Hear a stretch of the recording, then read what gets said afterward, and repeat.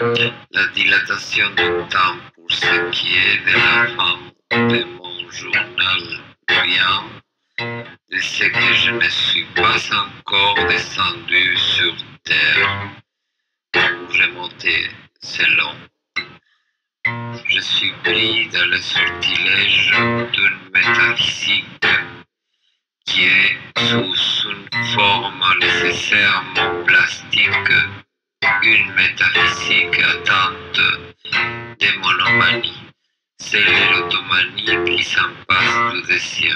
Quoi?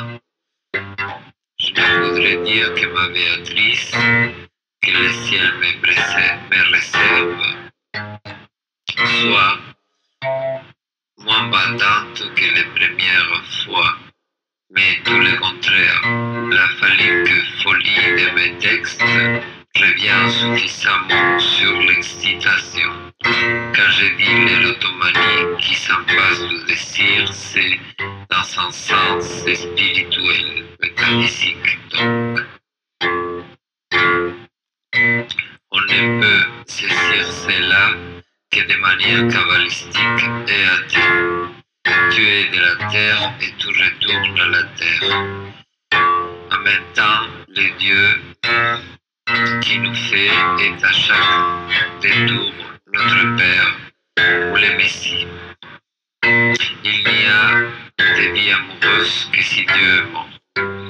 Et chez l'érotomane, le Dieu à bannir, c'est l'essence de l'autre, ce qui fait intervenir le Dieu créateur par l'apparition de l'agneau, sauf maladie mentale très très grave. Bien sûr, quand je parle de Kabbale, je parle de celle à moi, de mes rêves, de ma démarche artistique marquée par les idées juives, soit par le platonisme commun à la Kabbale, soit par la modernité de la figure sociale du juif, l'ennemi du pouvoir, l'anarchiste, l'exclu, le noir. Je suis dans l'incommode posture d'écriture du marxiste arabe, du maoïste, et j'entends. Ne prenez pas l'image au mot. Ce n'est pas que la posture d'écriture soit physique, plus ou moins courbée, plus ou moins en scène. Je dis que c'est une posture très exposée au sein d'un pays majeur. Et c'est là dans l'essence de la crédibilité philosophique ou simplement littéraire. Je devrais prendre du ginkgo. C'est une chorégraphie plutôt qu'une littérature au sens réducteur. Je vous expose les trames des baves du flux de pensée, les idées collent. Vous agissez selon la nature de chacun et chacune, ou sa volonté. Ma pensée pense lourdement ce soir.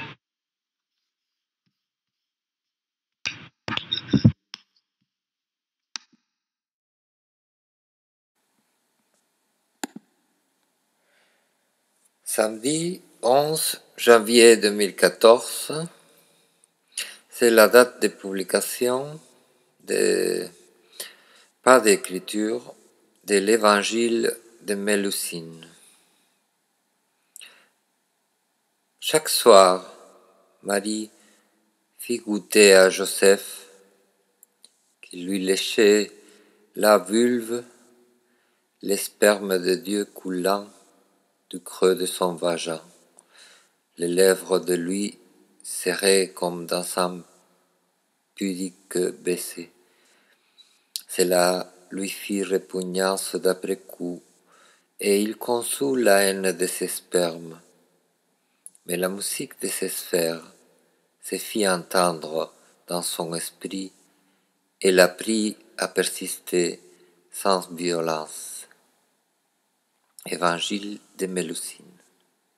Hérode, et s'était dit, il n'y a que le sang pour laver la merde.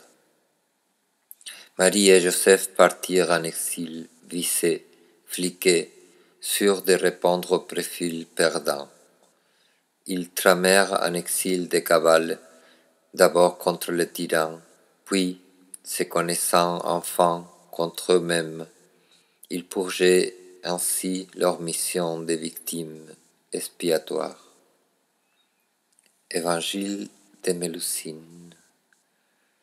Joseph aurait calomnié sa femme avant d'apprendre à la respecter. Pour elle, la virginité perdure du fait d'être femme artiste, femme à qui le père, la voulant pour soi, a fait cadeau du phallus.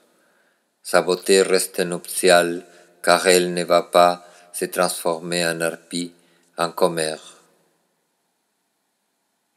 Marie est comme un homme pour Joseph, qui, comme Édipe, fait jouir sa mère et enfanter, être en permanence réceptacle du phallus intellectuel de Marie, si l'on peut dire ainsi. Évangile de Mélusine. Cette virginité et cette virilité de Marie n'ont rien à voir avec les paroxysmes de la folie de pureté chrétienne depuis la contre-réforme. Les couples sacrés gnostiques ne prétendent pas la pureté, mais la catharsis par la faute. Je m'excuse si mes idées vont trop loin. Je suis habité par un esprit et c'est souvent lui qui écrit. L'esprit peut être saint ou bien baroque. Évangile de Mélusine. L'enfant Jésus visualisait l'enfer d'Ignacio de Loyola. Il savait de celui de Dante, Buffalmacco et Botticelli. Il ne savait pas que c'était du mensonge qu'il puisse être éternel et punition du moindre erreur. L'acteur qui joue le Christ chez Pasolini ou dans Jésus Christ Superstar a vécu une catharsis du révolutionnaire et du junkie. La punition est injuste, mais elle est aussi extase. Évangile de Mélusine. Balthazar était tenté de jouer le punk facho. Il balançait des flèches avec son regard et au fond de les placer dans leur partie préférée du corps. Mais il ne pouvait ignorer son sens moral qui venait de son père et sa mère, acteurs de la contre-culture. Il était contradictoire. Évangile de Mélusine. Gaspard et Melchior étaient deux intellectuels de gauche, tous deux intéressés à Marie. Ils passaient plus de temps à se faire de longs reproches écrits qu'à être un peu aimables. Ils savaient péter les plombs à un moment donné et leur thérapie et occupation était de regresser un peintre tardo-gothique italien, se disputant sur la forme en entonnoir ou en bouche de flammes thomistes et romanes.